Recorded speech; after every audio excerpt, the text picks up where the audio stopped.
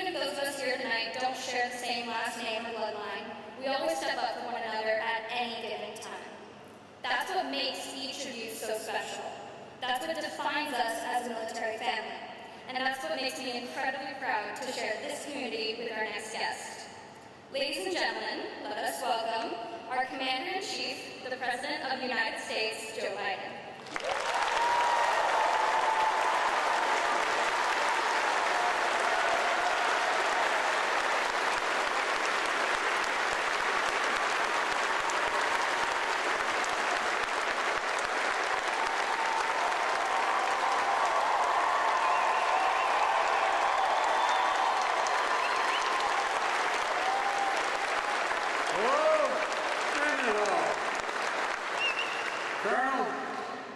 Thank you for that introduction and your service leading this team in such a difficult time.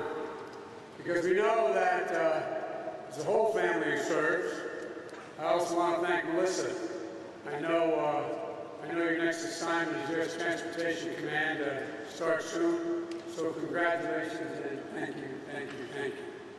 And Sydney, you're 14 years old. When I was 14, please, at ease. I keep forgetting our president.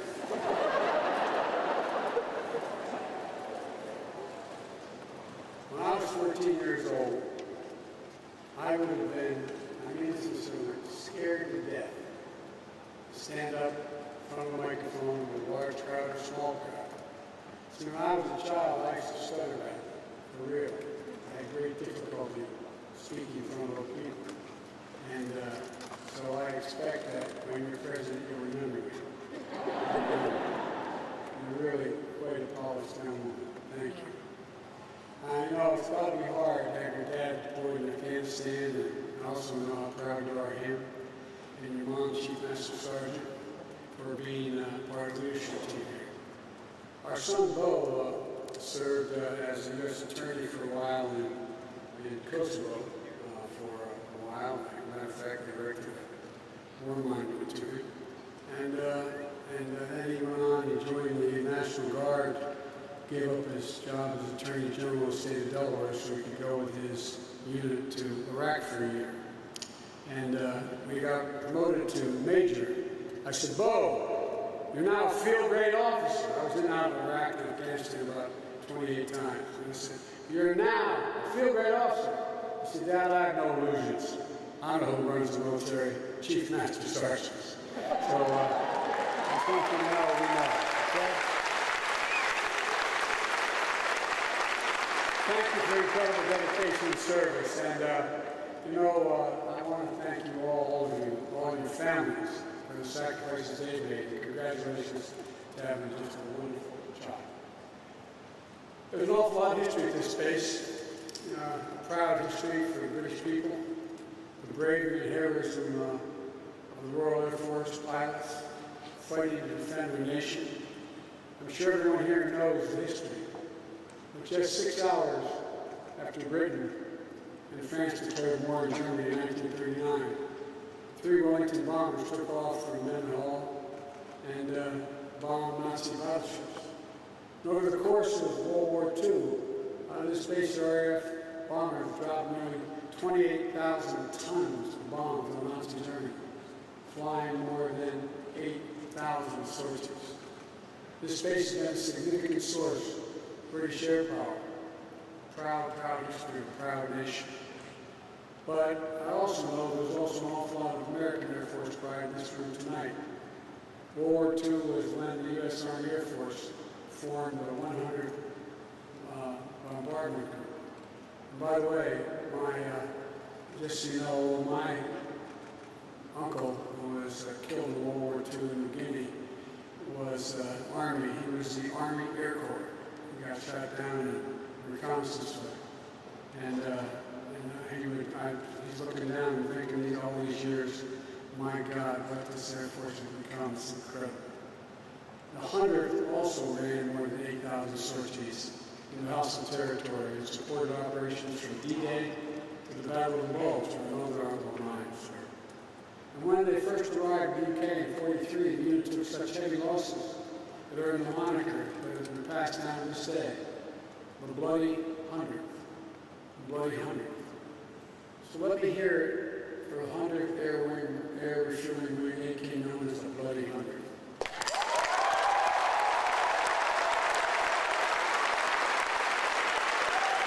And what about 352nd Special Operations Wing? There's Team Reconnaissance, members of the Air Mobility Command. Do we have any folks there from the 48th Fighter Wing or RAF? By the way, let go. I think maybe the 501st Combat Support Wing from RAF Alkenburg. And this may be a historic first for Air Force Base, but here there just might be a few members of the United States Army here tonight with us. Come on, man. To all of you airmen and soldiers, I want to say thank you. We owe you. We're so damn proud of you. So proud. And I only wish my major was here to thank you as well. Thank you for everything you do, everything you are. There's nothing that Jill and I enjoy more than spending time with our troops and their families wherever we go in the world. I had the great honor of being in and out of Afghanistan and Iraq well over 27, 28 times. I think Jill's the only second lady in American history that's gone into the war zone, into Baghdad with me as well. You're the best of our country. That's not hyperbole. You're the ones who sign up and run toward danger when duty calls. Less than 1% of Americans make the choice that you make, that you made. But the rest of us, the other 99% of us, we owe you. We owe you big. I've long said that as a nation, we have many obligations, but we only have one truly sacred obligation. Only one. That's to properly prepare and equip the women and men we send into harm's way, and to care for you and your families both while you're deployed and when you come home. And now that I have the incredible honor of serving as your Commander-in-Chief, I believe that even more strongly. You know, and I want to give an extra special thank you to all the families. As you heard from Jill, we belong to a proud military family. We know there's not just the person who wears the uniform, who serves. The whole family has to step up. The whole family makes sacrifices. As famous Irish poet said, they also serve, only stand and wait. I watched all those months Bo was in Kosovo, and I watched all those that year he was in Iraq. She would stand at that same meeting for school, drinking her coffee, and I could see her lips moving and saying that prayer. Hoping that car never drove up in front of the house. Hoping you never got that phone call. That's even more true this past year during the lockdown and safety precautions to curb the spread of COVID-19. Everyone in this room knows that our military families are essential to our strength. It's the key reason Jill relaunched Joining Forces, to make sure we're doing everything we can to support our military spouses and children, and the mothers and fathers as well, just like they support all of you. You know, you not only did an amazing job keeping COVID-19 under control on the base, you took care of each other, and your mental health throughout the initiatives like your spouse-to-spouse connection and your wellness advocacy team. Thank you.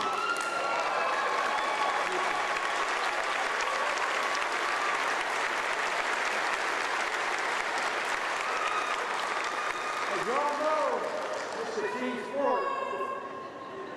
And my mother killed me if you were here. She said, Joey, you shouldn't fight. I should turn around and apologize for my back to you. I apologize.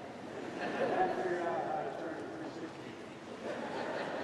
Folks, thousands of hours spent volunteering to make sure everyone got through this. It was so important. I know that these last 15 months added a lot of new pressure. But all of you rose to the task together as one team. Team Mildenhall. and you never let up on your mission. And I'm so proud to be here with all of you to kick off my first overseas trip as president. I've been in and out of here many, many times. I've visited well over 100 countries as president or chairman of the Foreign Relations Committee, or as vice president or chairman of the Foreign Relations Committee.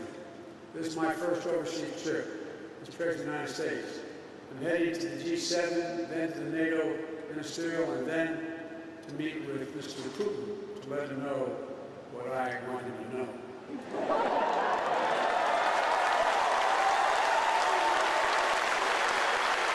And at every point along the way, we're going to make it clear that the United States is back, and democracies of the world are standing together to tackle the toughest challenges and the issues that matter most to our future.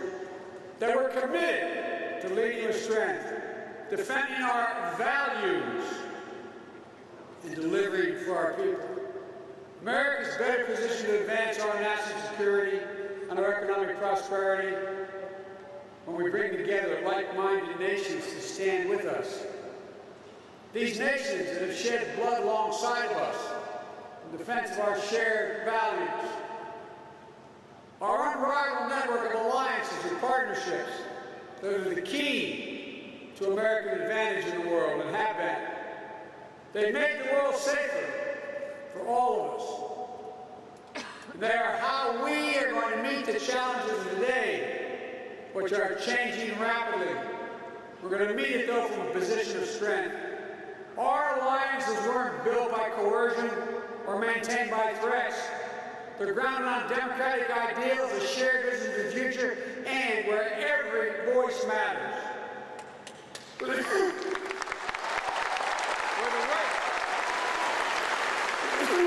rights of all people are protected.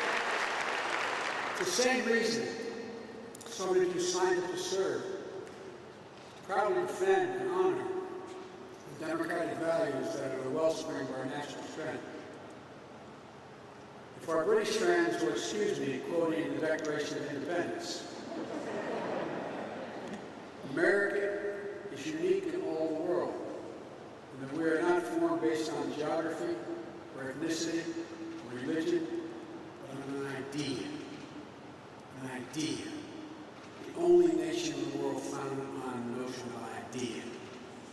We hold these truths to be self-evident, that all men and women are created equal, endowed by their Creator with certain inalienable rights, including life, liberty, and the pursuit of happiness.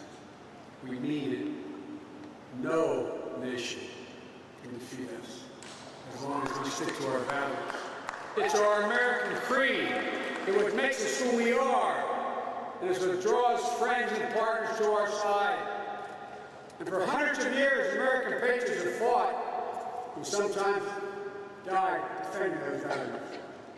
Folks, look, I'm often quoted by the press as saying, America leads not by the example of its power, but by the power of our example. All of you, our service members stationed around the world, you are the solid steel spine of America, around which alliances are built and strengthened year after year. These partnerships have hardened and have been hardened in the fire of war. And generations of Americans and service members fought like the original Bloody Hundred, and those RFA pilots, and the shared mission to World War II, flying, fighting, winning. It's done together.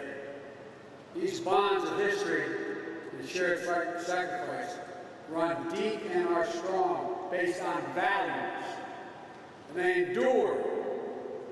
The connection and camaraderie between our troops, this community of American citizens stationed in the UK, U.S. visiting forces and families, 20,000 strong, are not only warriors, you're diplomats, and you're bridge builders. You are the essential part of what makes up this special relationship between Great Britain and the United States. Over the next few days, as I said, I've been participating in meetings with many of our closest partners, the G70 in Cornwall. Then on the Brussels NATO Summit, the EU and the EU Summit. This diplomacy is essential because no single nation acting alone can meet all the challenges we face today because the world is changing. Quote another Irish poet, he said, the world's changed utterly. Terrible beauty has been born. We're in a different place than we were 10 years ago. Better positioned in a different place. We have to build the shared future we seek. Future nations are free from coercion or dominance by more powerful states. We're a global commons. The seas, the air, space remain open and accessible for the benefit of all. To tackle this century's most pressing challenges, we have to do it together. We have to end COVID-19 not just at home, which we're doing, but everywhere. There's no wall high enough to keep us safe from this pandemic or the next biological threat we face, and there will be others. That requires coordinated, multilateral action. We must all commit to an ambitious climate action if we're going to prevent the worst impacts of climate change, limiting global warming to no more than 1.5 degrees Celsius. Lead the global transition to clean energy technology. You know, when I went over in the tank in the Pentagon, when I first was elected vice president, President Obama, the military sat us down to let us know what the greatest threats facing America are, the greatest physical threats. This is not a joke. You know what the Joint Chiefs told us the greatest threat facing America was? Global warming. Because there'll be significant population movements, fights over land, millions of people leaving places because they're literally sinking below the sea in Indonesia because of the fights over what is arable land anymore. With the G7, we plan to launch an ambitious effort to support resilience and development around the world by investing in high quality, high standard, physical, digital, health infrastructure. We have to make sure that new technologies and norms of conduct in cyberspace are established, including addressing the growing threat of ransomware attacks. They're governed by our democratic values, not by the autocrats who are letting it happen. These are all critical national security issues in 2021. We're going to be driving this agenda together with our G7 partners. In Brussels, I'll make it clear that the United States' commitment to our NATO alliance in Article 5 is rock solid. It's a sacred obligation we have under Article 5. The U.S. and the U.K. are both founding members of NATO, the strongest military and political alliance in the history of the world, and that's not hyperbole. Our troops have stood shoulder to shoulder around the world, including serving bravely in the mountains of Afghanistan for the past 20 years. Our NATO allies have had our backs when it mattered, just like we've had theirs when it's mattered. And now we need to modernize our alliance, investing in our critical infrastructure, our cyber capabilities, and to keep us secure against every threat we've faced over the last decade and the new challenges we're about to face as well. With the European Union leaders, I'll discuss how the United States can work with Europe to address the full range of issues required the full strength of our transatlantic partnership, including working together to shape the new rules for the 21st century economies. And only after these meetings, with our closest democratic partners, to develop a common agenda and a renewed purpose, I'll travel to Geneva to sit down with the man I spent time with before, President Vladimir Putin. We're not seeking conflict with Russia. We want a stable, predictable relationship. Our two nations share incredible responsibilities, and among them, ensuring strategic stability and upholding arms control agreements. I take that responsibility seriously. But I've been clear, the United States will respond in a robust and meaningful way when the Russian government engages in harmful activities. We've already demonstrated that. I'm going to communicate that there are consequences for violating the sovereignty of democracies in the United States and Europe and elsewhere. I'm going to be clear that the transatlantic alliance will remain vital, a vital source of strength for the UK, Europe, and the United States. I'm going to make sure there's no doubt as whether the United States will rise in defense of our most deeply held values and our fundamental interests. Here's why this all matters so much right now. I believe we're at an inflection point in world history, the moment where it falls to us to prove that democracies will not just endure, but they will excel as we rise to seize the enormous opportunities of the new age. We have to discredit those who believe that the age of democracy is over, as some of our fellow nations believe. We have to expose as false the narrative that the decrees of dictators can match the speed and scale of the 21st challenges. You know, and I know, they're wrong. But it doesn't mean we don't have to work harder than ever to prove that democracy can still deliver for our people. But many think things are changing so rapidly. Democracies cannot get together and form a consensus to respond like autocrats can. You know better than anyone that democracy doesn't happen by accident. We have to defend it. We have to strengthen it, renew it. And I know that the American people are up to this job. I know because I look around this hangar. What I see is I see America. I see America, people with different backgrounds, coming together in a shared mission. Our democracy has never been perfect. Never been perfect.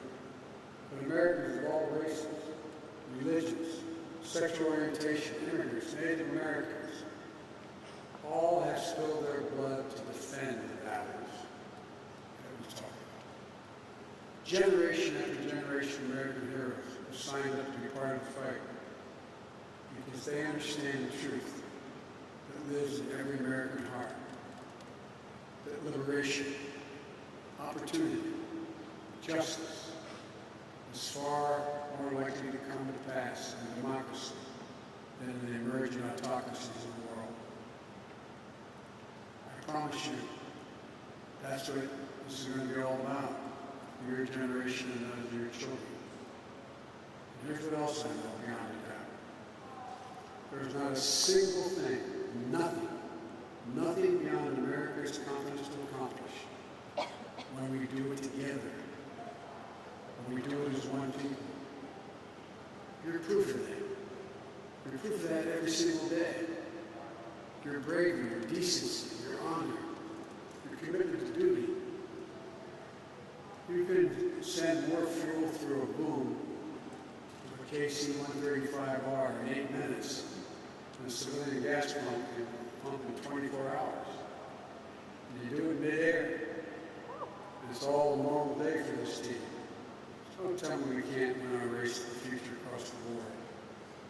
We're the country that cracked the physicals and the physics of human flight, then crashed through the sound barrier, then put a man on the moon and flew a helicopter on Mars. I could go on and on and on. There's nothing beyond our capacity. So I want to thank you again for welcoming Jill and me today. It's great to be here in the UK. It's great to be here seeing you first. Seeing all of you is the best possible way to start this trip.